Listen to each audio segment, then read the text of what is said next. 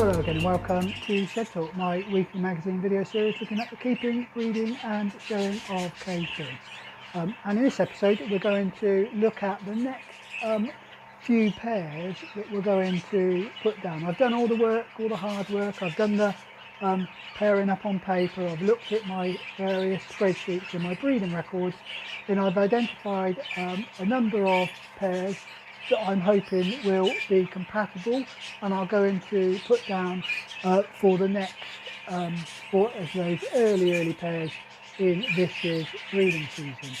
Right, you can probably hear all the birds in full voice behind me, so what I'll do now is I'll stop all that, chase them around with a net and get a few of them in the showcase so we can have a look at pairs 2, 3 and so on.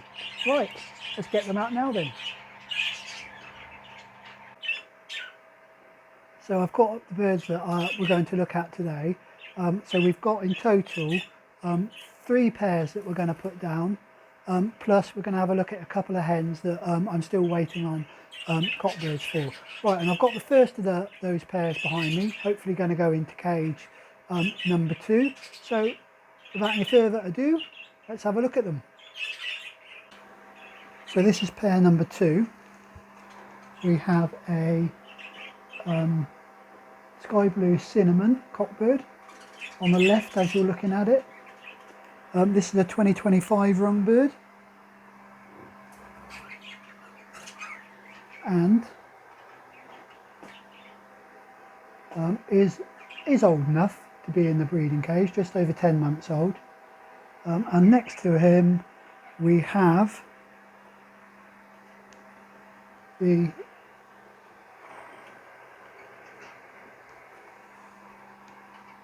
dominant pied. I'll just see if I can get the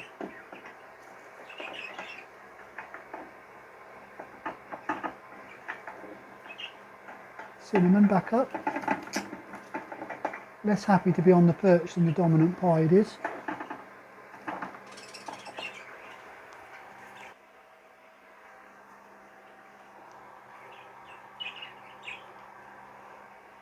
So as I say, we've paired him to this dominant pied. She is a 23 rung bird. You might remember, I know there were a number of people in the comments when we did the rundown who liked this dominant pied. The only problem I have with this bird is that she didn't produce anything last year. She didn't go down last year at all. In terms of their compatibility then,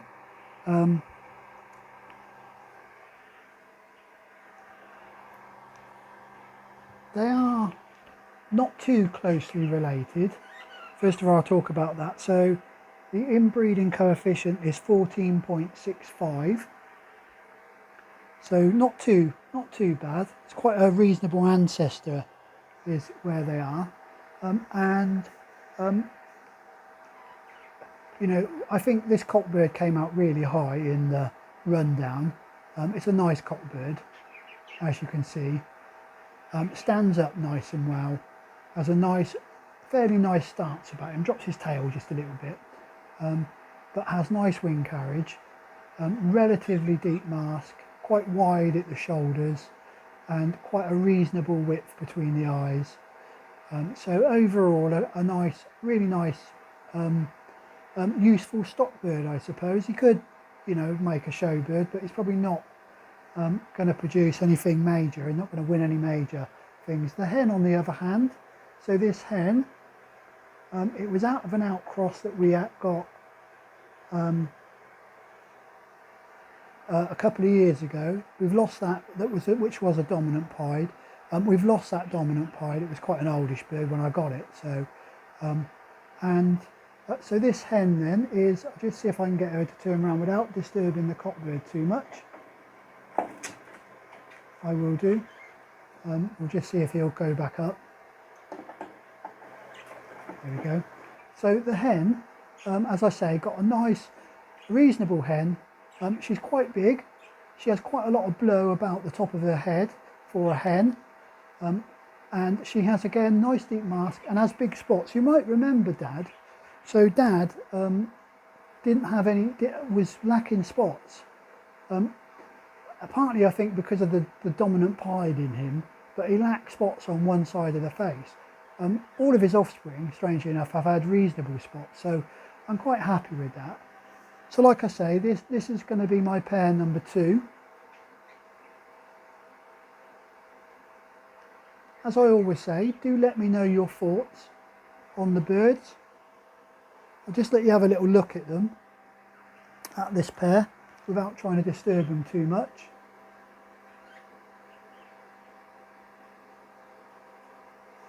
She stands quite well as well, doesn't she? Quite a reasonably well matched pair I think we've got here. There are no obvious, you know, I'm not doubling up on any faults, either on paper or when I look at them in the cage. There was another hen for this cockbird that I was looking at, and we will have a look at her, I think next actually.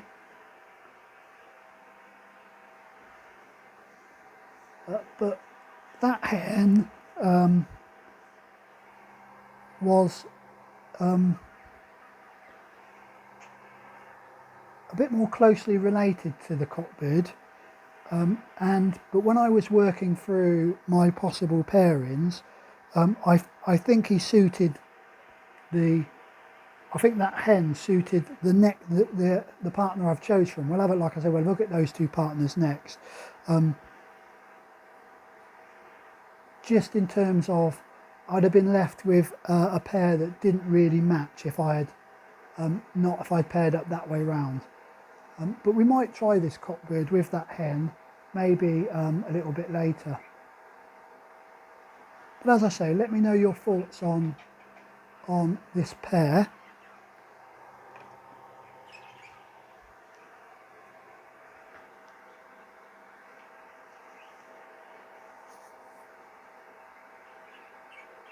And this pair, like I say, I'm reasonably happy with the way this pair is. Right, so that's pair number 2. Thoughts as always. Doesn't mean I'm going to change it, but I do listen to your thoughts.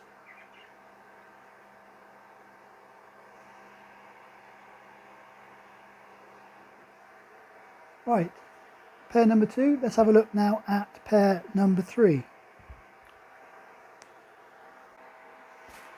Okay, so this is the pair number 3, and we've got a cobalt on the right hand side, which is a cockbird, and on the left hand side we've got a light green hen. So the cockbird is a 2024 rung bird, and the hen is a 2023 rung hen.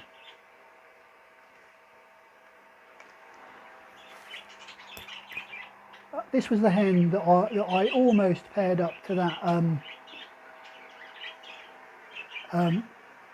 cinnamon sky blue, but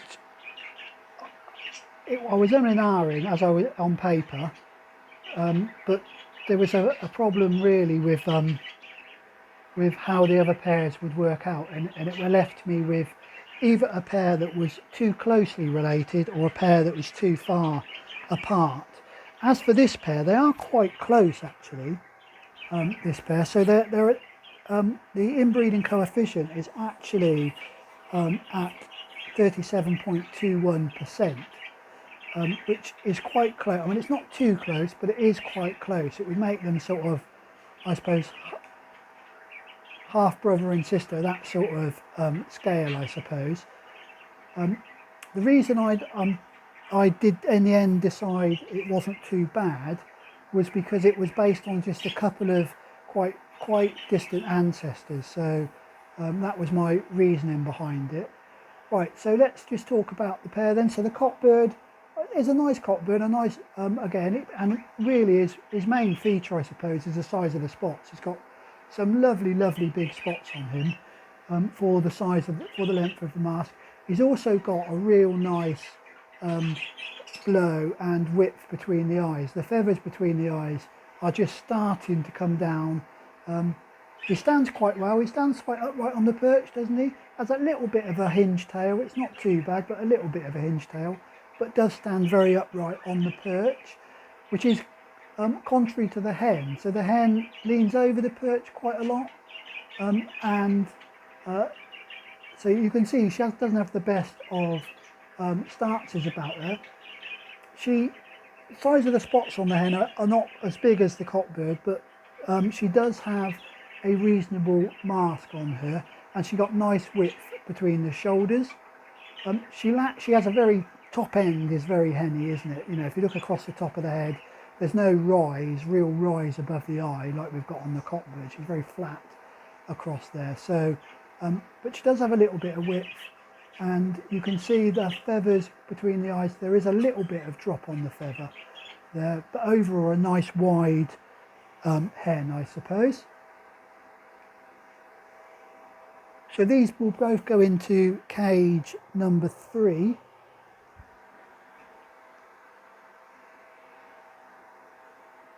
Once again, as I always say, you know, let me know your thoughts on the birds. I will leave you with a couple of seconds just to have a look at them. I won't mess them around too much. I'll just see if I can get the cockbird to turn around a little bit. Face the other way. There you go. That wasn't too bad, was it? So you can get a sort of a view of them looking at each other.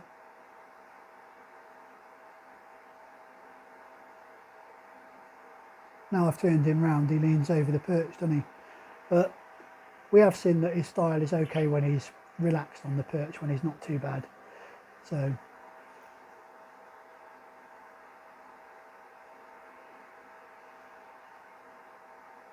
this cobalt to this light green. I'm reasonably sure it is a light green and not a dark green, but you know my eyes. So this will be my pair number 3. We will have a look at pair number 4 next, and that will be the final pair we're going to look at, although I will put up another 2 birds, or rather, who are 2 hens that I've just waiting for some cockbirds to mature a little bit. But I'll talk about that in a second. Right, pair number 3 then.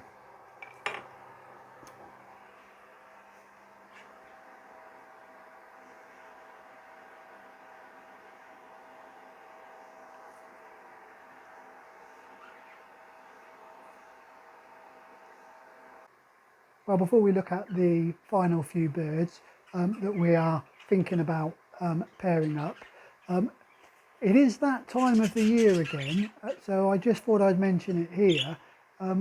It's particularly over here in the UK, it's the time of the year when suddenly everybody wants to set off fireworks. Now, you know, I quite enjoy our good firework display, but it does seem to go on forever and ever at the moment. In fact, last night I could hear them going then, so I'm not sure whether there's another celebration this time of the year that I'm not aware of, but I know we've got sort of Halloween coming up at the end of October, and then of course the big one in the UK is actually firework night, so the 5th of November firework night. So I just thought I'd mention what I do in my shed in order to try and minimise the impact of all of those loud bangs and flashes on the birds. Now, of course, in here, the flashes aren't really a problem, but the loud bangs will be. So, so in here in particular, what I do, most of you will know that I have a radio on in here. It comes on first thing in the morning and then goes off just before lights out in the evening. So I have that out in here and out in the outdoor flight as well. So that really is just so there's some constant noise going around for the birds, although they're being very noisy now. So I will, the main thing that I will do is I extend the hours that the lights are on, so they will go on right the way through, and certainly, you know, on firework night, they will go on probably up until about 12 o'clock, just to make absolutely certain, particularly that weekend of firework night, that most of the main firework displays are over with. and I leave the radio on as well. Now I have my radio set to classic FM.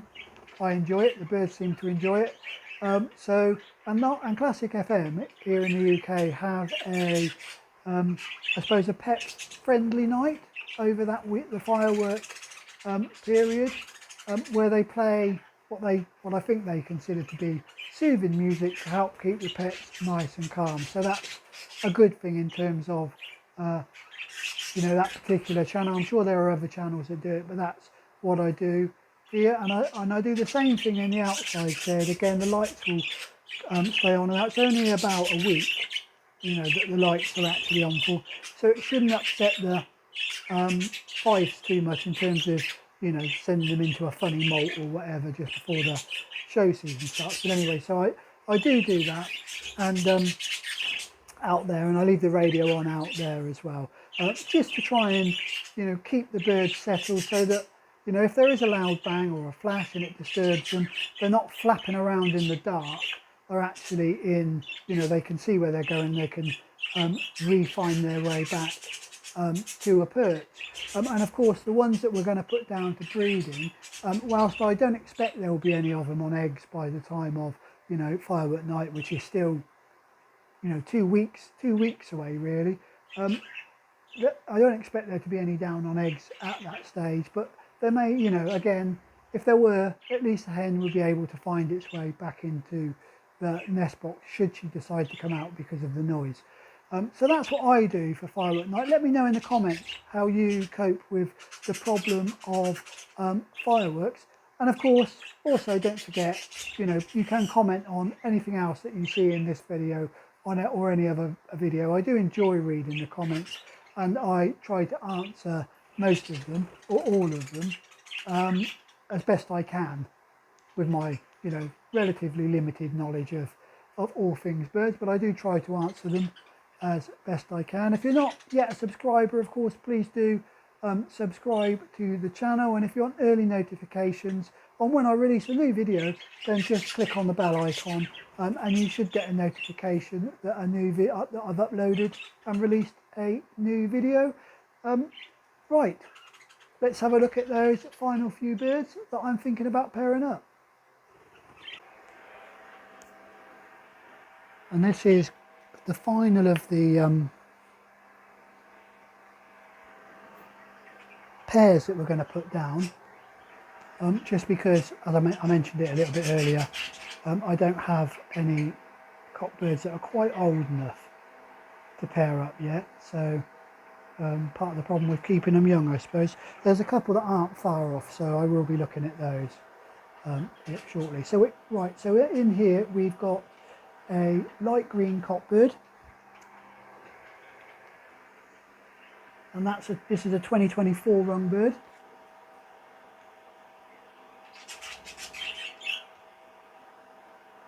And we've paired him to another 2024 rung Lutino hen. This hen doesn't look at the mic, she's in condition at the moment, so I'm umming on whether to actually put these into the cage, just because she's still not showing any signs of being in condition. Although, I mean, her overall condition is nice, but in terms of the top of the cere, it doesn't look like she's coming into she's in condition, ready to breed yet.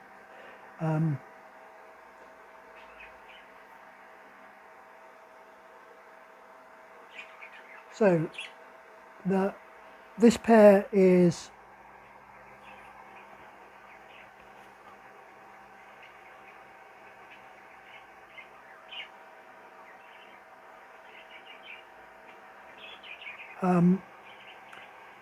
not massively close,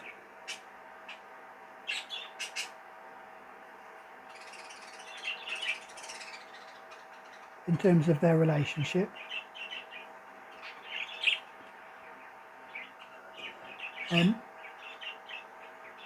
It's only 7.91% in terms of the coefficient, but that's really because the hen is off of a recent outcross, so it's unlikely that this pair would this pair would be that close. Right, so in terms of overall, so the hen, so the cockbird is a big bird, big deep mask, reasonable blow, reasonable width between the eyes, but leans across the perch quite a lot. The hen is, I mean, I suppose we could say it's a fairly typical Lutino hen. It's quite a, you know, it's nowhere near, it's got quite narrow at the top of the head, has a reasonable mask on it, but narrow at the top of the head, has that hen look about her as well, but does have a certain style. She stands quite upright. So hopefully this will give us some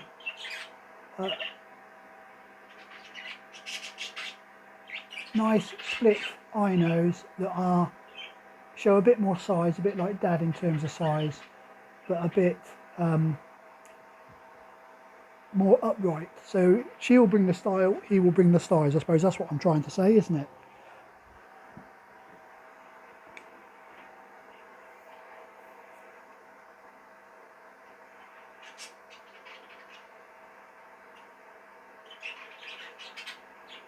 And again, let me know your thoughts on these. And what I'm going to do is I'll show you a hen after this. And this hen I almost put to this cockbird.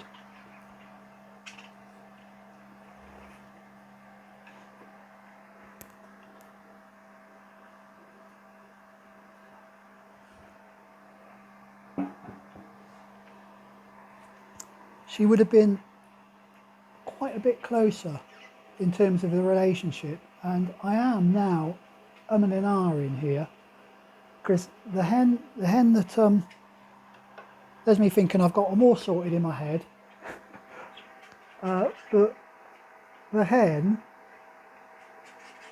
I'll show you her in a second. What I'll do in very shortly is I will put the other hen in with this cockbird, and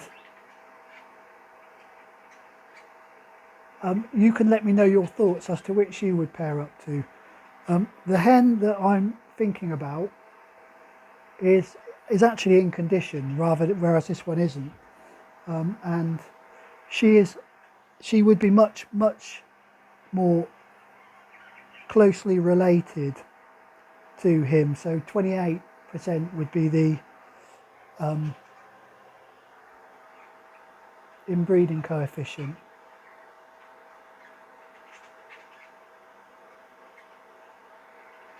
Well, I'm going to do that now. I'm going to take this hen out and I will pop the other hen in here.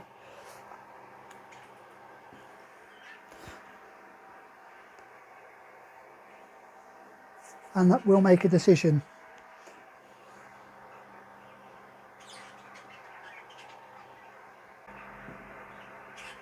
So as I say, this is the other hen that I was talking about. So she is a 2023 run hen. So getting on a bit for a hen. And these are, like I said, a bit more closely related. You can see they match in terms of the size of mask. You can see the similarity in terms of the family. So she's obviously a light green. So we might think, and I'm really nervous about trying to get this bird to stand a bit better, because she, let's move that. She takes a bit of getting up.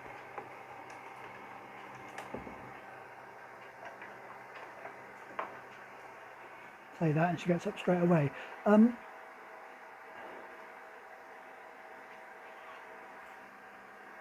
Now when I suppose when I look at this, my instinct, my initial instinct is to go for this bird as opposed to the other bird, just because I think she offers a bit more, although they are so similar in terms of their stance. That would be my big concern in terms of just, you know, when I'm looking at them pairing up visually. On paper they're not too bad, There's no obvious double faulting, but I have one slight concern about this hen. When I hold this hen in my hand, she feels a little bit thin, and I'm not sure. I need to, what I would like to do with this hen before I put her down is pop her into one of the breeding cages on her own, and hopefully to see if she'll put on a bit of weight, because she certainly doesn't feel, when I feel her, I'm not overly happy with her going into the breeding cage and, you know, rearing a couple of rounds of chicks. I think it feels, the way she feels, you feel like she wouldn't have it in her. So that's my concern with this hen.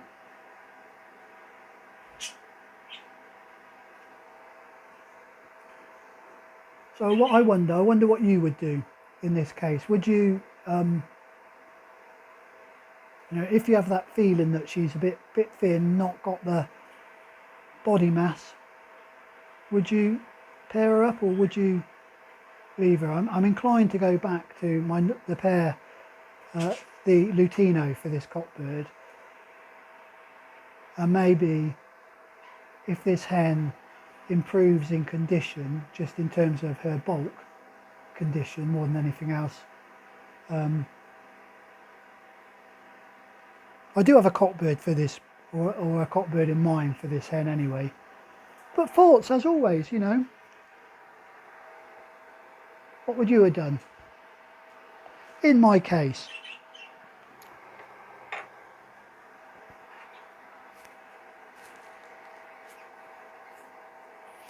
So that's the other hen anyway that we were going to talk about. So she will be finding a partner if she bulks up. I've made a decision, I think in my own head it's going to be the Lutino. So if I can get this hen to bulk up, she will go in one of the breeding cages and she'll just sit there until she comes into condition. And then once I've got a cockbird for her, I've got one that is almost old enough but not quite. Once I've got that, I'll pair her up. Right, let's have a look at the final hen then. And this is the other hen. This is a cinnamon grey green, as you can probably see. Nice little hen. She's a bit stressed at the moment. And as you can see, when she looks at us, she isn't in any sort of breeding condition. And now I know, and I think I probably said this in previous episodes, that sometimes you'll get a hen that will never, you know, the sire will never turn that chocolatey brown. I've had them before and yet they breed fine. So it's not always a sign that, you know, that they're not ready for the cage. But my gut feeling is this bird isn't ready for the cage, to go into the cage. But she has time to get into condition, and once I have a cockbird suitable for her, we will pair her up. And the cockbird clearly needs to be old enough for her. Quite a nice little hen, this, isn't it? Oh, I didn't say, did I? So this is a 2023 rung hen.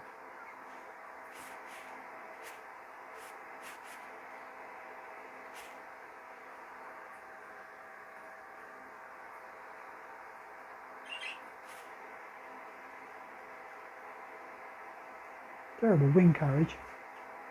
But other than that, she is a reasonable looking hen. This would probably be her last go in the breeding cage.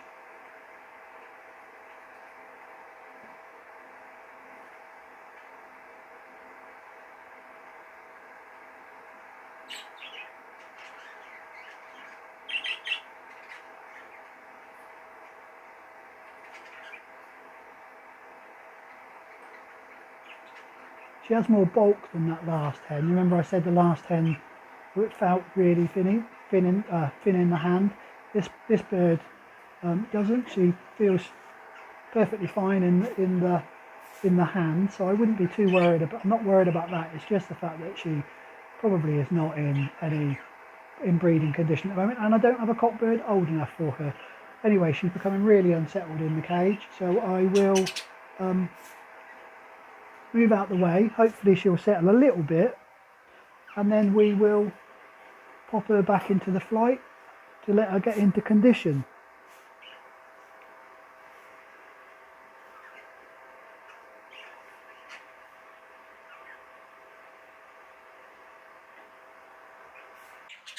Well, I have now put all the birds, all the pairs in the breeding cages, and I've left that one bird that I want to hopefully put on a bit of weight in a breeding cage on its own at the moment. It is eating the soft feed, so I'm hoping that that will help it to, you know, that extra bit of protein that's in the soft food and those extra calories, I suppose, that are in the soft food will help that bird put on a bit of weight before I find her a partner and we pair her up properly, I suppose. You know, yeah, pair her up properly, I think is probably the correct word. But that does bring us to the end of another episode of Shed Talk. What I'm going to do is I will leave or I'll show the images of the 4 pairs of birds that we've got paired up so far. Just for a bit of fun, let me know which is your favourite of the 4 pairs and which pair you think is going to produce the best chicks for me, and then perhaps in 6 months time we'll be able to look back on this and see who was correct in terms of those first early pairs. So yeah, so let me know which is your favourite pair, and if there's a particular pair you think is going to produce some really nice chicks. Hopefully they all will. But like I say, that does bring us to the end of another episode. So until the next one, as always, do stay safe and enjoy those birds.